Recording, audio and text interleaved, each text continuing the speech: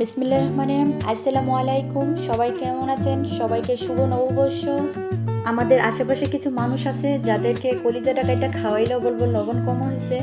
যাই হোক, আজকে আমি রান্না করব গরুর কলিজা। প্রথমে একটা পাতিল বসিয়ে নিলাম, তার মধ্যে দিয়েছি পেঁয়াজ কুচি, দিয়েছি আস্ত মশলা দিয়ে ভালো করে ভেজে নিয়েছি।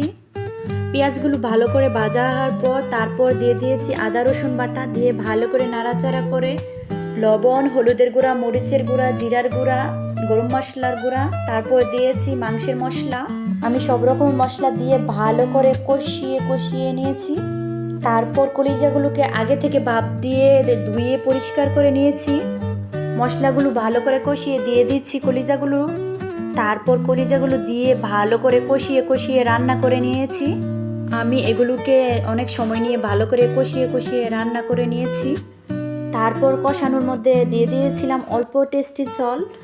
তারপর কষানো হয়ে গেলে এর মধ্যে দিয়ে দিয়েছি পরিমাণ মতো পানি, দিয়ে ভালো করে নাড়াচাড়া করে ঢাকনা দিয়ে ঢেকে দিয়েছি।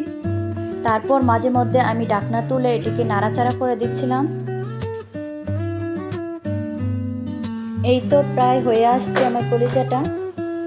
মাশাআল্লাহ, কালারটা খুব সুন্দর আসছে, দেখতে যেমন সুন্দর হয়েছে, খেতে খুব মজা হয়েছিল।